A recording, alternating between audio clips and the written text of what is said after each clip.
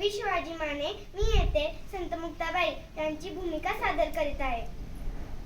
माझा मराठी बोलू कौतुके परी अमृतातही पैजा जिंके अशा मराठीचा अभिमान सांगणाऱ्या संत ज्ञानेश्वरांच्या छोट्या बहिणीची म्हणजेच मुक्ताईची मी एक गोष्ट सांगणार आहे.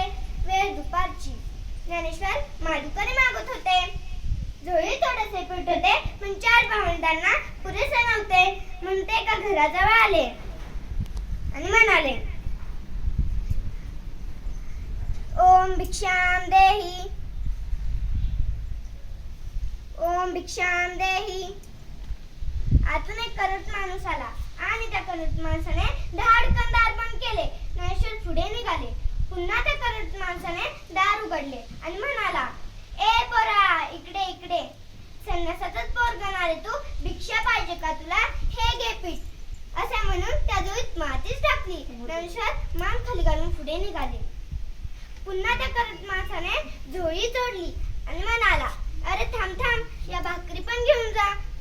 कसं काय रे, असं डोळे फाडून काय बघतोस? चल निघ, भिक्षा मागतोय. भाकरी समजून टाकलेल्या शेणाच्या गौरा पाहून ज्ञानेश्वर खूप नाराज झाले. ते पुढे निघाले. आता संध्याकाळ झाली होती. इकडे मुक्ताईने विठ्ठलाच्या मूर्तीसमोर सांजवात लावली.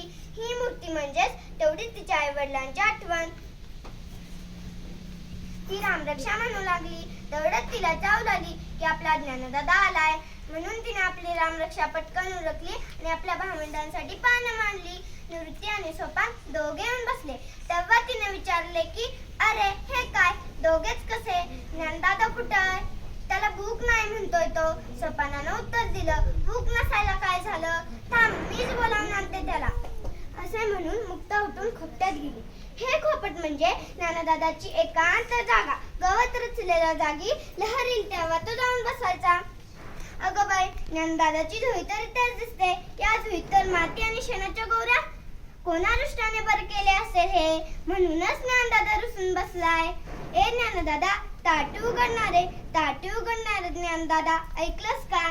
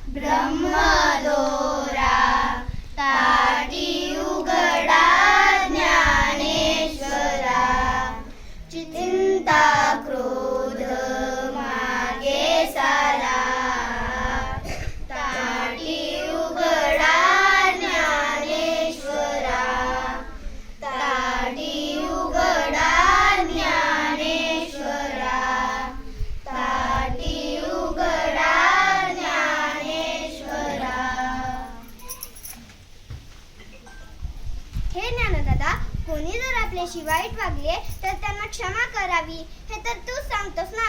आणि आज सतत रागून बसलायस. अरे या झुळीत तर माती टाकण्याची बुद्धी भ्रष्ट झाली असेल, पण तू का कष्ट होतोयस? अरे जिथे शेत उगवते तिथे तर नसायचेच. जिथे फुले फुलतात तिथे काटे खुपायचेत. तिथे केवढा फुलतो तिथे नाग निघायचेच असतं रे काय दादा. सारं जग जरी आगीसारखं धाक झालं तरी आपण संतांनी मात्र पाण्यासारखं शीतल राहायला हवं. दाताने जीभ चावली म्हणून कोणी बत्तीशी तोडतं काय? अरे या उर्मट लोकांमुळे तर साऱ्या जगावर रुसायचं काम. तुम्हा संत मंडळींवर तर खूप मोठी जबाबदारी आहे. तुम्ही अवघ्या विश्वाला तारायला हवं. हे मी सांगायला पाहिजे का रे ज्ञानदादा तुला? ए दमले रे मी ज्ञानदादा, पाय दुखले रे माझे. तुला तुझ्या बहिणीची दया नाही येत का? विसरणारे राग, क्षमा कर या लोकांना. तुझ्यावर जपाट प्रेम करणाऱ्या दिनदुबळ्या लोकांसाठी दारुगड, अंधारात चाच पडणाऱ्या या समाजासाठी दारुगड, ज्ञानाचे दिवे लावण्यासाठी दारुगड, तुझे सामर्थ्य दाखवण्यासाठी दारुगड. ज्ञानदादा दारुगड, ज्ञानदादा दारुगड. तुम्ही तरुणी विश्व तारा, ताटी उघडा ज्ञानेश्वरा. विश्व कल्याणासाठी घालीत असलेले साधे ऐकून ज्ञानेश्वर खडबडून जागे झाले. मुक्ताईने त्यांच्या आयुष्यातील पसरलेला नैराश्याचा काळोख दूर केला. त्यांनी धावत येऊन दार उघडले. त्या दारात उभ्या असलेल्या मुक्ताईला उचलून घेतले आणि म्हणाले, मुक्ता, आज तू माझी उद्धारकर्ती झाली आहेस. तू मला संतांच्या ठायी असणाऱ्या गुणांची आठवण करून दिली आहेस. आता मला विश्वकल्याणाच्या कार्यात भाग घ्यायचा आहे. खरोखरच मुक्ताईने प्रत्यक्ष जीवनात अध्यात्म कसे जगावे हे ज्ञानेश्वरांना दाखवून दिले. आपणही मुक्ताईकडे एक सर्वांसाठी मागणी मागूयात. सर्वे सुखेन सन्तु, सर्वे सन्तु निरामयाः, सर्वे भद्राणि पश्यन्तु, मा कच्चित् दुःखमाप्नुयात्. धन्यवाद.